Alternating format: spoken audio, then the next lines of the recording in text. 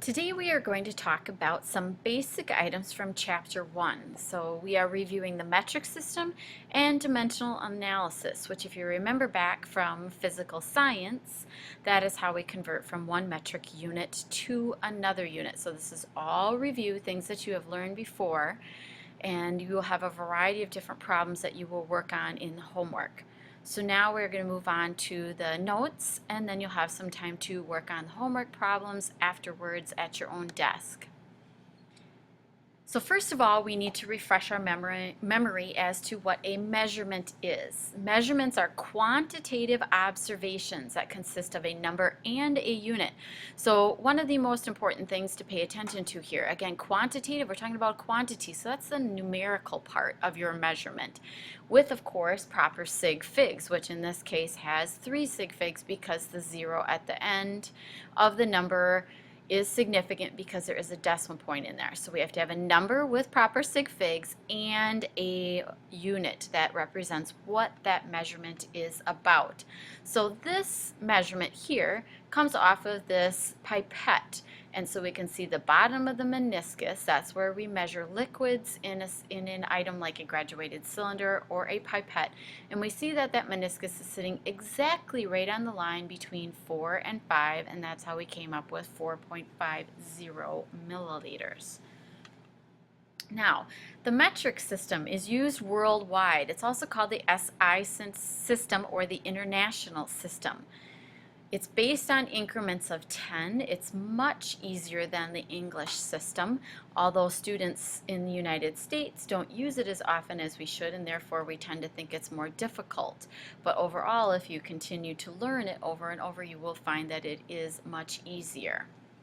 The standard units in the metric system for mass are the kilogram, length is the meter, time is seconds, temperature is Kelvin, and we use the Kelvin temperature system because it has no negative numbers in it. Whereas Celsius and Fahrenheit, you have negative degrees. The Kelvin units have no negatives. The lowest temperature on the Kelvin scale is 0, which we call absolute 0.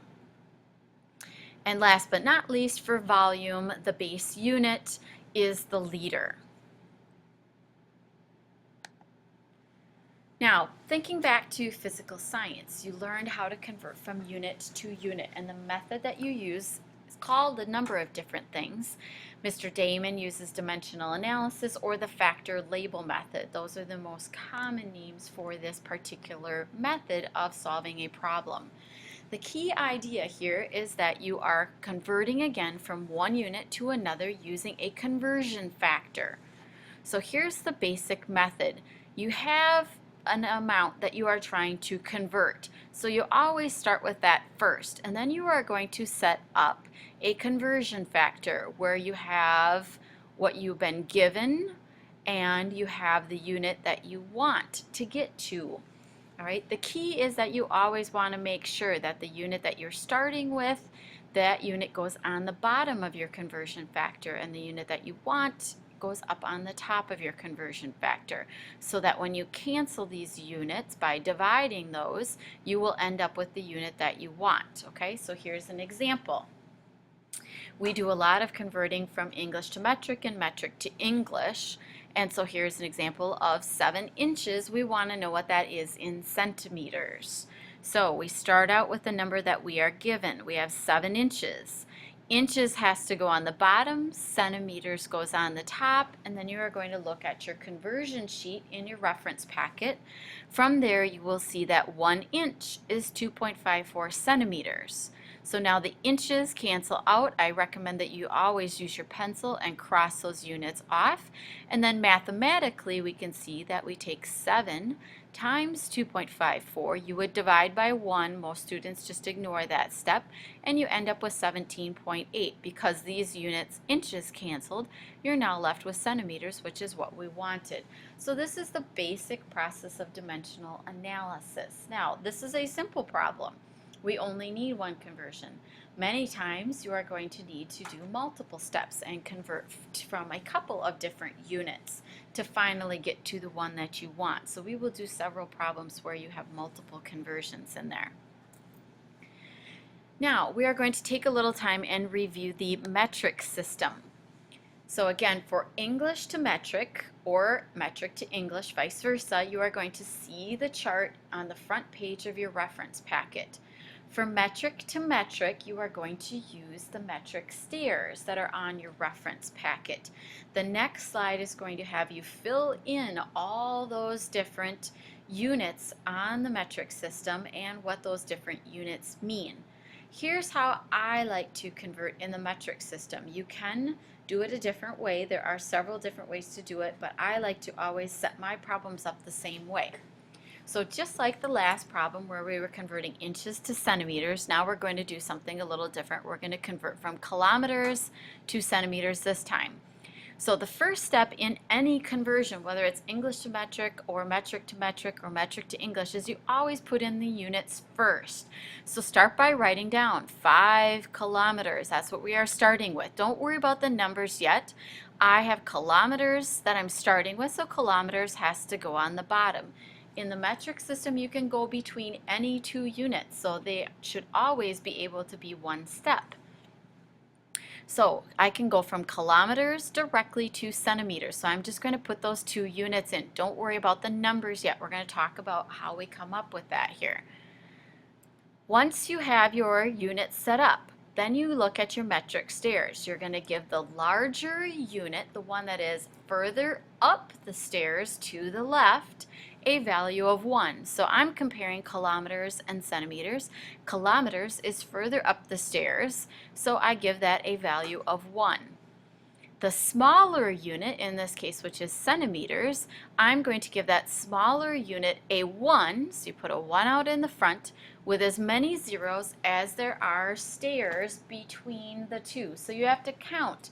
Put your finger up on the step where the kilometer is and count how many steps you have to jump down until you get to the centimeter step. Okay, that's the basic method of using the stairs. In this case, there are 5 steps, okay? So from kilo, you go down 1, 2, 3 steps to meter, and 1, 2 more steps to centimeter.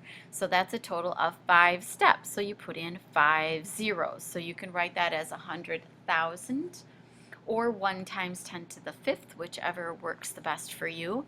Again, thinking through our problem, we have kilometers canceling, and now we multiply. 5 times 100,000 is 500,000. You're going to find that for most metric conversions, you don't really even need to use your calculator. Now, a word of caution. As we start working our way through some of the advanced problems in this section, you are going to see that sometimes we have units that are cubed or squared when we're talking about area or volume. Especially when we come up on our next topic, which is density. We are going to have volume measurements, and then units are going to be cubed. What is going to happen is, in our conversion, if this was kilometers squared or kilometers cubed going to centimeters squared or centimeters cubed, you would have to cube the conversion factors. You never cube the number out in the front or square the number out in the front. That's already taken care of. You would have to cube or square these conversions. So I would have to take 100,000 squared or cubed and 1 squared or cubed. So we will definitely be working on some problems like that, and we should have time to go over a few of those in class tomorrow during some work time.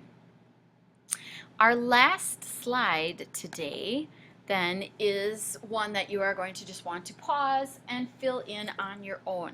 So get out your reference packet and please add all of these metric units to your reference packet.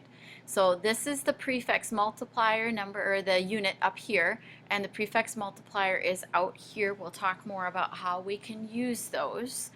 So the E is for exa.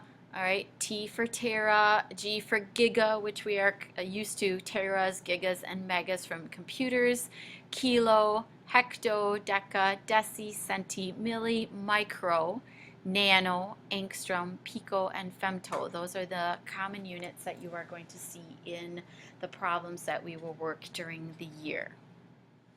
Okay, so I would ask you to pause at this point and make sure that you get everything all written down. The rest of the time is yours today to work on either yesterday's assignment if you were not completed with that, or today's assignment, which will get you started on some basic metric conversions. Again, the answer key is up on the front desk. Feel free to come up and take a look. The key to all of these problems, though, is setting it up and putting in your units first, then looking at your reference packet to find the corresponding numbers.